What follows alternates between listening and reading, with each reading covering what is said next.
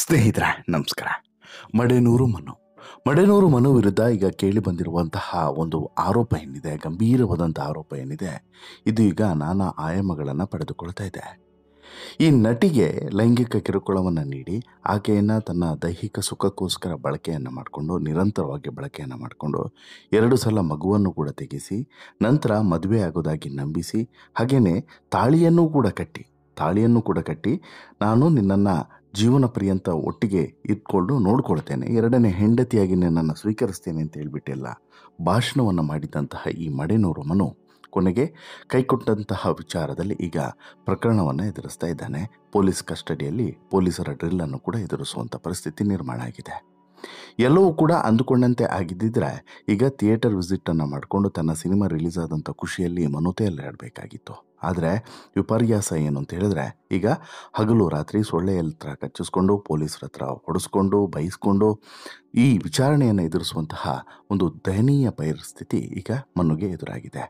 ಇದೆಲ್ಲದಕ್ಕೂ ಕೂಡ ಹೊಣೆಗಾರ ಮತ್ತು ಕಾರಣಕರ್ತ ಆತ ಅನ್ನೋದರಲ್ಲಿ ಡೌಟೇ ಇಲ್ಲ.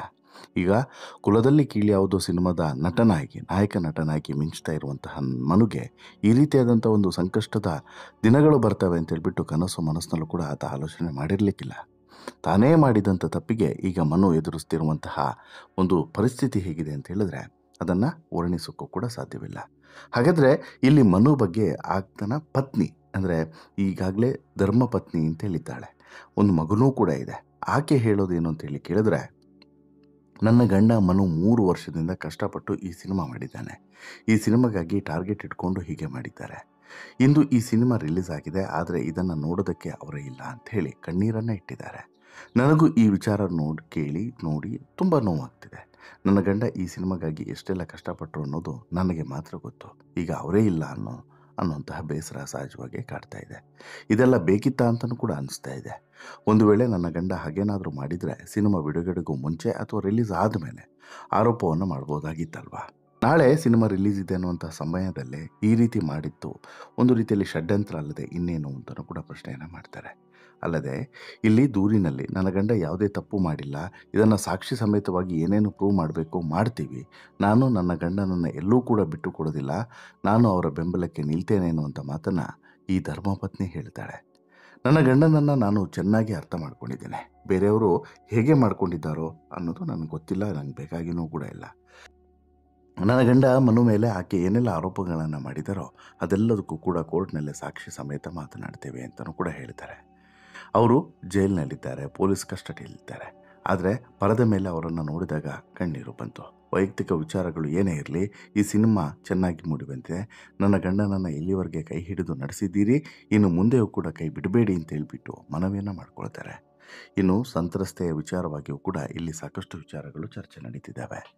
ಈ ಸಂತ್ರಸ್ತೆಯ ವಿಚಾರದಲ್ಲಿ ಯಾವಾಗ ಈ ಸಿನಿಮಾ ರಿಲೀಸ್ ಆಗಿ 1-2 ಶೋ ಆಯಿತು, ಅದಾದ ನಂತರ ಒಂದು ವಿಡಿಯೋ ಬಂತು.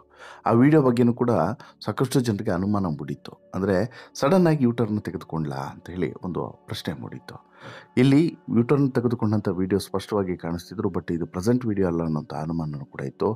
ಆ ಬಗ್ಗೆನೂ ಕೂಡ ಆ ನಂತರ ಸ್ವತಃ ಸಂತ್ರಸ್ತೆ ಹೇಳ್ತಾರೆ. ಅಂದರೆ ಈ ಮನು ಮತ್ತು ಈಕೆ ನಡುವೆ ಇವತ್ತು ನಿನ್ನೆಯಿಂದ ಈ ಟಗ್ ಆಫ್ ವಾರ್ ನಡೀತಿರೋದಲ್ಲ, ಸಾಕಷ್ಟು ವರ್ಷಗಳಿಂದ ನಡೀತಿದೆ.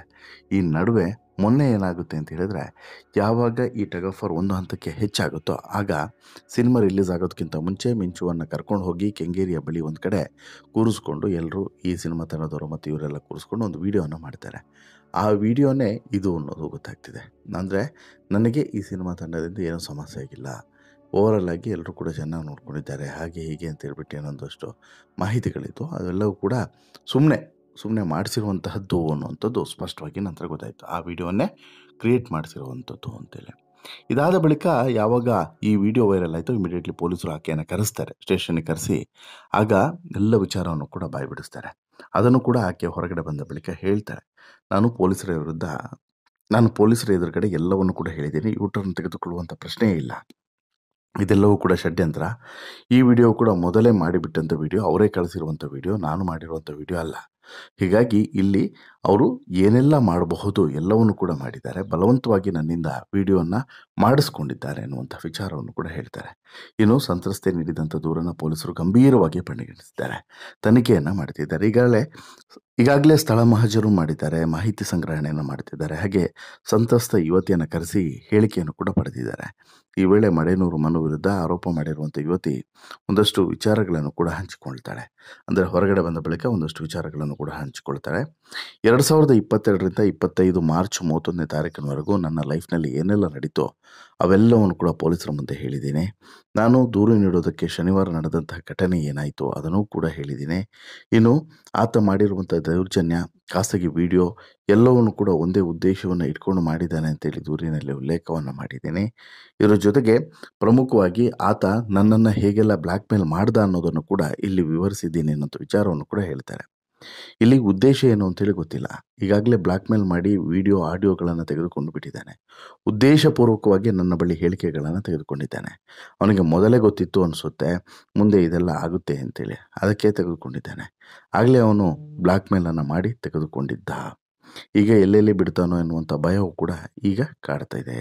ಇನ್ನು ಅಪ್ಪಣ್ಣಗೂ ಅವನಿಗೂ ಆಗ್ತಾ ಇರಲಿಲ್ಲ. ಆ ಒಂದು ಕಾರಣಕ್ಕೆ ಹೊಟ್ಟೆ ಕಿಚ್ಚಿಗೆ ಅವನ ಶೋಗೆ ಹೋಗಬಾರ್ದು ಅನ್ನುವಂಥ ಒಂದೇ ಒಂದು ಕಾರಣಕ್ಕೆ ಅಪ್ಪಣ್ಣನ ವಿರುದ್ಧನೂ ಕೂಡ ನನ್ನಿಂದ ಒಂದಷ್ಟು ಸ್ಟೇಟ್ಮೆಂಟ್ಗಳನ್ನು ಕೊಡಿಸಿದ್ದ. ಇದು ಅಪ್ಪಣ್ಣನಿಗೆ ನಂತರ ನಾನು ಅರ್ಥ ಮಾಡಿಸ್ದೆ. ಹೀಗೆ ಆಗಿತ್ತು, ಕ್ಷಮಿಸ್ಬಿಡು ಅಂತಲೂ ಕೂಡ ಕೇಳಿದೆ ಅಂತಲೂ ಕೂಡ ಇಲ್ಲಿ ಈಕೆ ನಂತರ ಹೇಳ್ತಾಳೆ. ಯಾರು ಈ ಸಂತ್ರಸ್ತೆ ಹೇಳ್ತಾಳೆ. ಅಂದರೆ ಅಪ್ಪಣ್ಣನ ವಿಚಾರದಲ್ಲೂ ಕೂಡ ಒಂದು ವಿಡಿಯೋ ವೈರಲ್ ಆಗಿತ್ತು. ಅದಕ್ಕೂ ಕೂಡ ಸಂಬಂಧಪಟ್ಟಂತೆ ಒಂದಷ್ಟು ಕ್ಲಾರಿಟಿಯನ್ನು ಕೊಡ್ತಾಳೆ. ವಾಟೆವರ್ ಇಲ್ಲಿಗೆ ನಡೆದಿರುವಂಥ ಎಲ್ಲ ಘಟನೆಗಳು, ಅಂದರೆ ಏನೆಲ್ಲ ಆಯಿತು ಆರಂಭದಿಂದ ಇಲ್ಲಿವರೆಗೆ ಅನ್ನೋದು ಒಂದು ಭಾಗ. ಆದರೆ ಇನ್ನು ಮುಂದೆ ಏನು ನಡೆಯುತ್ತೆ ಅನ್ನೋದು ಮತ್ತೊಂದು ಭಾಗ. ಯಾಕಂತ ಹೇಳಿದ್ರೆ ಇಲ್ಲಿ ಸಾಕಷ್ಟು ಸಲ ಈ ಪ್ರಕರಣವನ್ನು ತಿರುಚುವಂಥ ಪ್ರಯತ್ನವನ್ನು ಮಡೇನೂರು ಮನು ಟೀಮ್ ಮಾಡಿದೆ. ಆದರೆ ಅದರಲ್ಲಿ ಯಶಸ್ವಿ ಆಗಲಿಲ್ಲ. ಈಗ ಅಂತಿಮವಾಗಿ ಯಶಸ್ವಿ ಆಗಬೇಕಾಗಿರೋದು ಹೀಗೆ ಇದಾದರೂ ಯಶಸ್ವಿ ಆಗುತ್ತಿಲ್ಲ. ಬಟ್ ಒಂದಂತೂ ಕ್ಲಿಯರ್ ಆಗಿ ಇಲ್ಲೇ ಗೊತ್ತಾಗ್ತಿದೆ. ಏನಂತ ಹೇಳಿದ್ರೆ ಮಡೇನೂರು ಮನು ಸಾಚ ಅಲ್ವೇ ಅಲ್ಲ. ಆತ ಮಾಡಿರುವಂಥ ರೀಲ್ಸು, ಆತ ಮಾಡಿರುವಂಥ ಫೋಟೋಸು, ಆತ ಮಾಡ್ತಿದ್ದಂಥ ನೀತಿ ಎಲ್ಲವನ್ನು ಕೂಡ ಸೂಕ್ಷ್ಮವಾಗಿ ಗಮನಿಸಿದ್ರೆ ಎಲ್ಲೋ ಒಂದು ಕಡೆ ಸ್ಪಷ್ಟವಾಗಿ ಗೊತ್ತಾಗುತ್ತೆ. ಇದು ಸರಿ ಕಾಣಿಸ್ತಿಲ್ಲ, ಸರಿ ಹೋಗ್ತಿಲ್ಲ ಅನ್ನೋದು ಮಾತ್ರ ಸ್ಪಷ್ಟವಾಗಿ ಗೊತ್ತಾಗ್ತಿದೆ.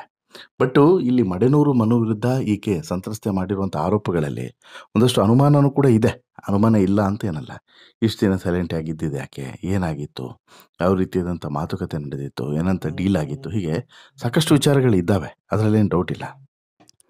ಇನ್ನು ಈಗ ಯಾವ ಆಯಾಮವನ್ನು ಪಡ್ಕೊಳ್ಳುತ್ತೆ, ಇನ್ನು ಮುಂದೆ ಏನೆಲ್ಲ ಆಗುತ್ತೆ, ಇನ್ನು ಇನ್ನೊಂದಷ್ಟು ದೃಶ್ಯಗಳನ್ನು ನೋಡಿದ್ರೆ ಈಗ ಈ ಮಡೇನೂರು ಮನು ಪತ್ನಿಗೆ ಈ ಸಂಬಂಧದ ಬಗ್ಗೆ ಅರಿವಿಲ್ವಾ ಗೊತ್ತಿಲ್ಲ. ಯಾಕಂತ ಹೇಳಿದ್ರೆ ಒಂದು ಆಡಿಯೋದಲ್ಲಿ ಸ್ಪಷ್ಟವಾಗಿ ನೀನೇ ಫೋನ್ ಮಾಡಿ ಹೇಳು ನನ್ನ ಹೆಂಡತಿಗೆ ಅಂತಲೂ ಕೂಡ ಮಡೇನೂರು ಮನ ಮಾತನಾಡ್ತಾನೆ. ಮತ್ತು ಅದರಲ್ಲಿ ಸಾಕಷ್ಟು ಸ್ಫೋಟಕ ಅಂಶಗಳಿದ್ದಾವೆ. ಆಕೆಯನ್ನು ನಾನು ಮದುವೆ ಆಗಿರೋದೇ ಅಥವಾ ಮದುವೆ ಆಗ್ತಿರೋದೇ ಆಕೆಯ ಜೊತೆಗೆ ನಾನು ಮಲಗಿದ್ದೀನಿ ಅನ್ನೋಂಥ ಕಾರಣಕ್ಕೋಸ್ಕರ ಅನ್ನೋ ರೀತಿಯಲ್ಲಿ ಮಾತನಾಡ್ತಾನೆ. ಅದ್ರ ಜೊತೆಗೆ ಕಂಪ್ಲೀಟಾಗಿ ಒಪ್ಕೊಳ್ತಾನೆ ಆತ. ನಾನು ದೈಹಿಕವಾಗಿ ಆಕೆಯ ಜೊತೆಗೆ ಸಂಪರ್ಕದಲ್ಲಿದ್ದೆ ಮತ್ತು ಆಕೆಯನ್ನು ನಾನು ಸ್ವೀಕರಿಸ್ತೇನೆ ಎನ್ನುವಂಥ ಮಾತನ್ನು ಕೂಡ ಹೇಳೋದ್ರ ಜೊತೆಗೆ ಪ್ರಮುಖವಾಗಿ ಹೆಂಡತಿಗೂ ಕೂಡ ಕಾಲ್ ಮಾಡಿ ಹೇಳು ಅನ್ನೋಂಥ ರೀತಿಯಲ್ಲಿ ಮಾತನಾಡೋದು. ಬೇಕಾದ್ರೆ ಡೌಟ್ ಇದ್ದರೆ ಮಾತನಾಡು, ನಾನು 2ನೇ ಮದುವೆ ಆಗ್ತೀನಿ, ಅದರಲ್ಲಿ ಏನು ಡೌಟ್ ಇಲ್ಲ ಅನ್ನುವಂಥದ್ದು ಆವತ್ತು ಮಾತನಾಡಿದ್ದು. ಈಗ ಎಲ್ಲೋ ಯೂಟರ್ನನ್ನು ತೆಗೆದುಕೊಂಡಿದ್ದು. ಆಮೇಲೆ ಇನ್ನೊಂದು ವಿಡಿಯೋದಲ್ಲಿ ಸ್ಪಷ್ಟವಾಗಿ ಗೊತ್ತಾಗುತ್ತೆ ಮನು ಮನೆಗೆ, ಅಂದರೆ ಮನು ಹೆಂಡತಿ ಮಗು ಇರುವಂತಹ ಮನೆಗೇನೆ ಈಕೆ ಮಿಂಚು ಕೂಡ ಹೋಗಿರುವಂಥದ್ದು. ಅಂದರೆ ಈ ಸಂತ್ರಸ್ತೆ ಮಹಿಳೆ ಕೂಡ ಹೋಗಿರುವಂಥದ್ದು ಎಲ್ಲದೂ ಕೂಡ ಸ್ಪಷ್ಟವಾಗಿ ಗೊತ್ತಾಗುತ್ತೆ. ಹಾಗಾಗಿ ಇದು ಎಲ್ಲಿ ಹೋಗಿ ತಲುಪುತ್ತೆ ಮುಂದೆ, ಅದು ಈಗಿರುವಂಥ ಕ್ಯೂರಿಯಾಸಿಟಿ. ಜೊತೆಗೆ ಇವತ್ತು ಯಾವೆಲ್ಲ ಆಯಾಮವನ್ನು ಪಡೆದುಕೊಳ್ಳುತ್ತೆ ಪ್ರಕರಣ, ಅದನ್ನು ನಿಮ್ಮ ಮುಂದೆ ಮುಂದಿನ ಸ್ಟೋರಿಯಲ್ಲಿ ಇಡ್ತಾ ಹೋಗ್ತೀನಿ. ಅದಕ್ಕಿಂತ ಮುಂಚೆ ನೀವಿನ್ನೂ ಕೂಡ ನಮ್ಮ ಚಾನಲನ್ನು ಸಬ್ಸ್ಕ್ರೈಬ್ ಮಾಡಿಲ್ಲ ಅಂದರೆ ದಯವಿಟ್ಟು ಕೂಡಲೇ ಸಬ್ಸ್ಕ್ರೈಬ್ ಮಾಡಿ. ಹಾಗೆಯೇ ನಮ್ಮ ಈ ಬಗ್ಗೆ ಈ ಎಲ್ಲ ಆಯಾಮಗಳನ್ನು ನೋಡ್ತಾ ಹೋದರೆ ನಿಮಗೇನು ಅನಿಸುತ್ತೆ ಅನ್ನೋದನ್ನು ಕೂಡ ಕಮೆಂಟ್ ಮಾಡಿ ತಿಳಿಸಿ. ಧನ್ಯವಾದ.